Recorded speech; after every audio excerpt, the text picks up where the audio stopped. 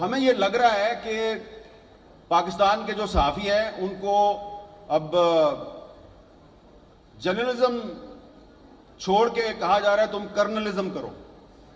تو ہم نے تو بھائی جرنلزم ہی کرنی ہے, وہ والا کام نہیں کرنا جو جنرل ضیاء الحق کے دور میں ہوتا تھا یا جنرل پرویز مشرف کے دور میں ہوتا تھا. اور ادھر یہ لکھا ہوا ہے کہ democracy is not just about elections, it is about the protection of human rights.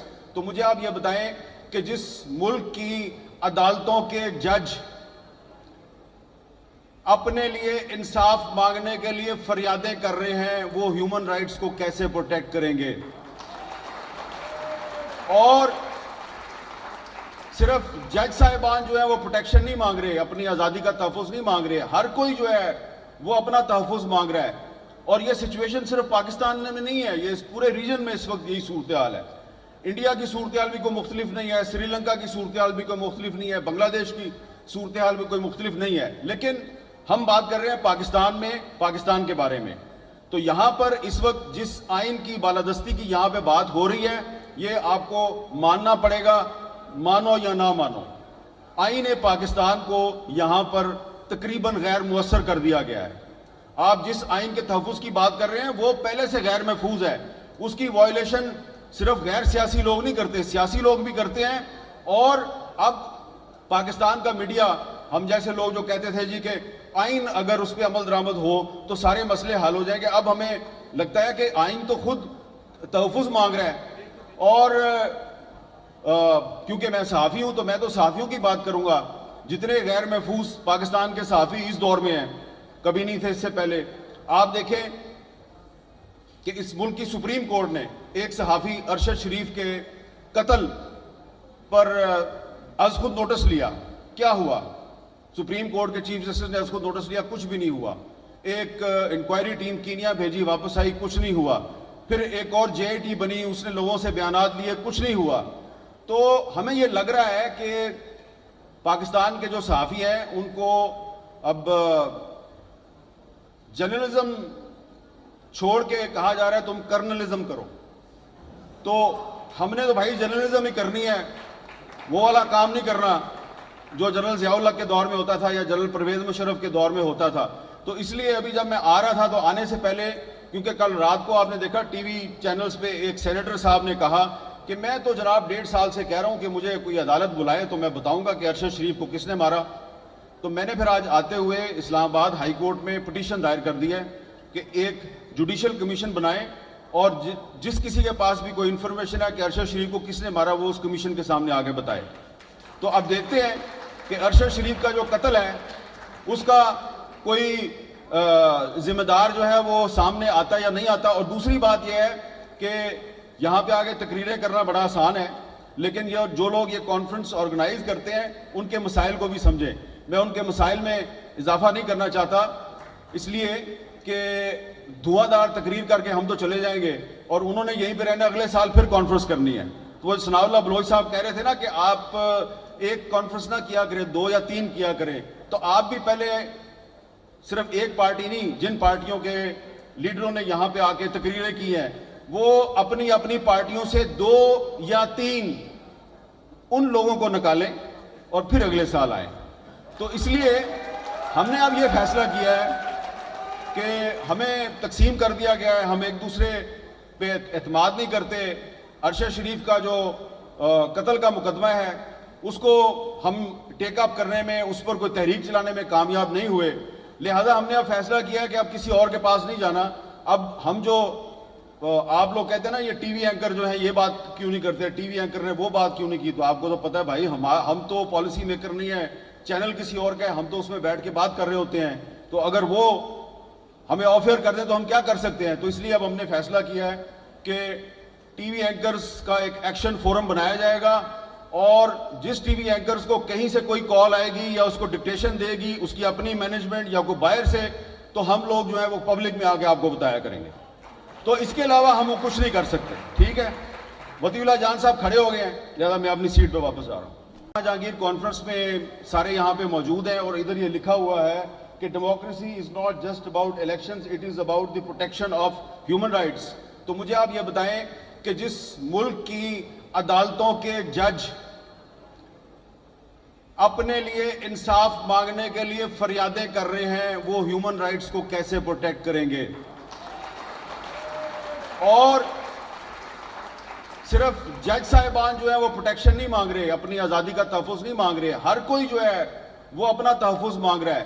اور یہ سچویشن صرف پاکستان میں نہیں ہے، یہ اس پورے ریجن میں اس وقت یہی صورتحال ہے. انڈیا کی صورتحال بھی کوئی مختلف نہیں ہے، سری لنکا کی صورتحال بھی کوئی مختلف نہیں ہے، بنگلہ دیش کی صورتحال بھی کوئی مختلف نہیں ہے. لیکن ہم بات کر رہے ہیں پاکستان میں، پاکستان کے بارے میں. تو یہاں پر اس وقت جس آئین کی بالادستی کی یہاں پہ بات ہو رہی ہے، یہ آپ کو ماننا پڑے گا، مانو یا نہ مانو. آئین پاکستان کو یہاں پر تقریباً غیر مؤثر کر دیا گیا ہے. آپ جس آئین کے تحفظ کی بات کر رہے ہیں وہ پہلے سے غیر محفوظ ہے. اس کی وائلیشن صرف غیر سیاسی لوگ نہیں کرتے، سیاسی لوگ بھی کرتے ہیں. اور اب پاکستان کا میڈیا، ہم جیسے لوگ جو کہتے تھے جی کہ آئین اگر اس پہ عمل درآمد ہو تو سارے مسئلے حل ہو جائیں گے، اب ہمیں لگتا ہے کہ آئین تو خود تحفظ مانگ رہا ہے. اور کیونکہ میں صحافی ہوں تو میں تو صحافیوں کی بات کروں گا. جتنے غیر محفوظ پاکستان کے صحافی اس دور میں ہیں، کبھی نہیں تھے اس سے پہلے. آپ دیکھیں کہ اس ملک کی سپریم کورٹ نے ایک صحافی ارشد شریف کے قتل پر از خود نوٹس لیا. کیا ہوا؟ سپریم کورٹ کے چیف جسٹس نے از خود نوٹس لیا، کچھ بھی نہیں ہوا. ایک انکوائری ٹیم کینیا بھیجی، واپس آئی، کچھ نہیں ہوا. پھر ایک اور جے ٹی بنی، اس نے لوگوں سے بیانات لیے، کچھ نہیں ہوا. تو ہمیں یہ لگ رہا ہے کہ پاکستان کے جو صحافی ہیں ان کو اب جرنلزم چھوڑ کے کہا جا رہا ہے تم کرنلزم کرو. تو ہم نے تو بھائی جرنلزم ہی کرنی ہے، وہ والا کام نہیں کرنا جو جنرل ضیاء الحق کے دور میں ہوتا تھا یا جنرل پرویز مشرف کے دور میں ہوتا تھا. تو اس لیے ابھی جب میں آ رہا تھا تو آنے سے پہلے، کیونکہ کل رات کو آپ نے دیکھا ٹی وی چینلز پہ ایک سینیٹر صاحب نے کہا کہ میں تو جناب 1.5 سال سے کہہ رہا ہوں کہ مجھے کوئی عدالت بلائے تو میں بتاؤں گا کہ ارشد شریف کو کس نے مارا. تو میں نے پھر آج آتے ہوئے اسلام آباد ہائی کورٹ میں پٹیشن دائر کر دی ہے کہ ایک جوڈیشل کمیشن بنائیں، اور جس کسی کے پاس بھی کوئی انفارمیشن ہے کہ ارشد شریف کو کس نے مارا وہ اس کمیشن کے سامنے آگے بتائے. تو اب دیکھتے ہیں کہ ارشد شریف کا جو قتل ہے اس کا کوئی ذمہ دار جو ہے وہ سامنے آتا یا نہیں آتا. اور دوسری بات یہ ہے کہ یہاں پہ آگے تقریریں کرنا بڑا آسان ہے، لیکن یہ جو لوگ یہ کانفرنس آرگنائز کرتے ہیں ان کے مسائل کو بھی سمجھیں. میں ان کے مسائل میں اضافہ نہیں کرنا چاہتا، اس لیے کہ دھواں دار تقریر کر کے ہم تو چلے جائیں گے اور انہوں نے یہیں پہ رہنا، اگلے سال پھر کانفرنس کرنی ہے. تو وہ ثناء اللہ بلوچ صاحب کہہ رہے تھے نا کہ آپ ایک کانفرنس نہ کیا کریں، 2 یا 3 کیا کریں. تو آپ بھی پہلے صرف ایک پارٹی نہیں، جن پارٹیوں کے لیڈروں نے یہاں پہ آ کے تقریریں کی ہیں وہ اپنی اپنی پارٹیوں سے 2 یا 3 ان لوگوں کو نکالیں اور پھر اگلے سال آئیں. تو اس لیے ہم نے اب یہ فیصلہ کیا ہے کہ ہمیں تقسیم کر دیا گیا ہے، ہم ایک دوسرے پہ اعتماد نہیں کرتے. ارشد شریف کا جو قتل کا مقدمہ ہے اس کو ہم ٹیک اپ کرنے میں، اس پر کوئی تحریک چلانے میں کامیاب نہیں ہوئے. لہذا ہم نے اب فیصلہ کیا ہے کہ اب کسی اور کے پاس نہیں جانا. اب ہم جو آپ لوگ کہتے ہیں نا یہ ٹی وی اینکر جو ہیں یہ بات کیوں نہیں کرتے، ٹی وی اینکر نے وہ بات کیوں نہیں کی، تو آپ کو تو پتہ ہے بھائی ہم تو پالیسی میکر نہیں ہے، چینل کسی اور کا ہے، ہم تو اس میں بیٹھ کے بات کر رہے ہوتے ہیں. تو اگر وہ ہمیں آف ایئر کر دیں تو ہم کیا کر سکتے ہیں. تو اس لیے اب ہم نے فیصلہ کیا ہے کہ ٹی وی اینکرز کا ایک ایکشن فورم بنایا جائے گا، اور جس ٹی وی اینکرز کو کہیں سے کوئی کال آئے گی یا اس کو ڈکٹیشن دے گی اس کی اپنی مینجمنٹ یا کوئی باہر سے، تو ہم لوگ جو ہے وہ پبلک میں آ کے آپ کو بتایا کریں گے. تو اس کے علاوہ ہم کچھ نہیں کر سکتے. ٹھیک ہے، وطی اللہ جان صاحب کھڑے ہو گئے ہیں، لہٰذا میں اپنی سیٹ پہ واپس جا رہا ہوں. 1.5 سال بعد یا 5 سال بعد اپنے خونخوار پنجوں سے ہمیں اور ہمارے بچوں کو نوچتی آ رہی ہے. یہاں تک ہمارے بچوں کو اختیار نہیں دیا جاتا کہ وہ ایک پرامن احتجاج آپ کے دارالخلافہ اسلام آباد میں کریں. ہم سمجھے تھے اسلام آباد تمام صوبوں، تمام قومیتوں کا دارالخلافہ ہے. ہمیں یہ پتہ نہیں تھا کہ پنڈی کی ایکسٹینشن جو ہے، جی ایچ کیو کی ایکسٹینشن جو ہے وہ اسلام آباد تک آ گئی ہے.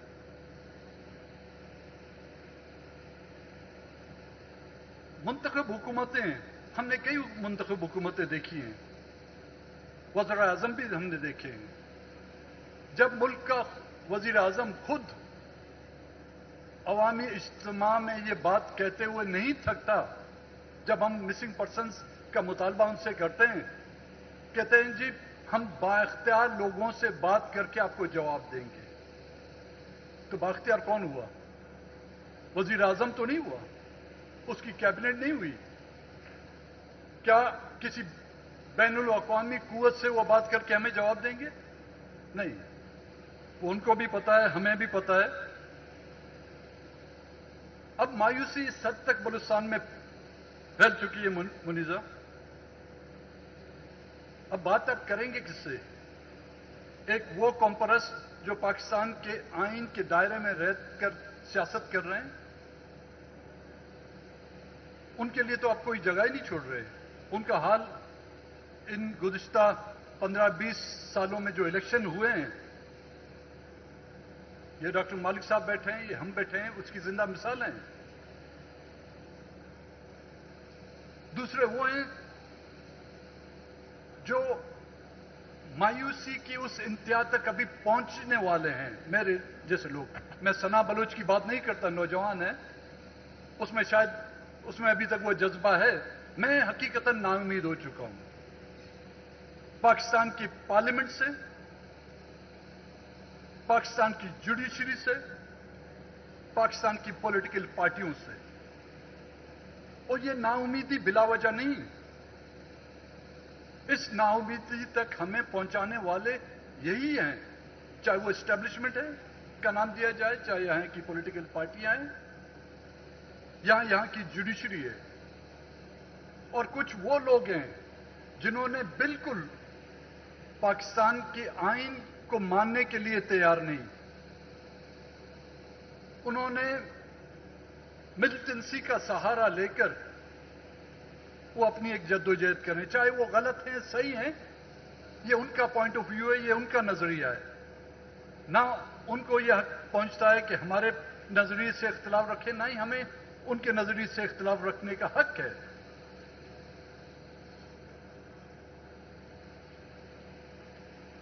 बातचीत के लिए कुछ राह हमवार करनी होगी। बातचीत के लिए कॉन्फिडेंस बिल्डिंग मेजर्स उठाने चाहिए। पहले तो आप किसी मुतासरीन का मुद्दा तो सुने, उसकी फरियाद तो सुने, चाहे आपके निचली अदालत से लेकर आपके सुप्रीम कोर्ट तक जो दरख्वास्त कुनंदा है, पहले वो अपना मुद्दा बताता है, वो अपनी ग्रीवियंस बताता है कि मेरे साथ ये ज्यादती हुई है। हमारे कबायली सिस्टम में भी जब जिरगे होते हैं तो उसमें भी फरीकीन अपना मुद्दा बताते हैं कि ये ज्यादती मुझसे हुई है और इसका जिम्मेदार ये है। हमें तो ये हक ही नहीं है अभी तक कि अपना मुद्दा बयान कर सकें। हम जब इस तरह के इज्तिमा में, पार्लियामेंट में या अवामी किसी भी फोरम में अपने पर होने वाले मुजालम या ज्यादतियों का जब तस्करा करते हैं तो कहते हैं जी ये बहुत बोलते हैं, ये हद से ज्यादा बढ़ गए हैं, इनको अब मजीद पार्लियामेंट में आने नहीं दिया जाएगा। और यही कुछ हुआ। 8 फरवरी 2024 का इलेक्शन हमने कहीं गज़ा हिंद या गज़ा बदर का नारा नहीं लगाया था भाई, नहीं हमने फलस्तीन या कश्मीर की आजादी का नारा लगाया था। सजा इसलिए दिएगी ये, और इलेक्शन से पहले ही हमें पता चल जाएगा था। और ये रूमर्स थे कि इस वक्त आने वाले इलेक्शन में बलूचिस्तान नेशनल पार्टी को मुश्किल से 1 सीट दी जाएगी। अब ये प्रेडिक्शन बड़े बड़े नजूम भी नहीं कर सकते होंगे शायद। दुनिया का सबसे बड़ा जाना पहचाना प्रेडिक्शन करने वाला नोटर डेम भी जो है ना, उसने भी शायद ये प्रेडिक्शनें नहीं की होंगी जो प्रेडिक्शनें हमारा कोई ISI का कर्नल करता है। کہ ان کے حق میں اتنی سیٹیں آئیں گی. میں جنرلوں کی طرف نہیں جا رہا ہوں کیونکہ کچھ احتیاط کر رہا ہوں بھائی. اور یہی سزا دی گئی ہمیں کہ اسمبلی میں یہ مسنگ پرسنز کے بارے میں کیوں بولتے ہیں, یہ مظلوم عوام پر ہونے والے ظلم زیادتیوں پر بات کیوں کرتے ہیں.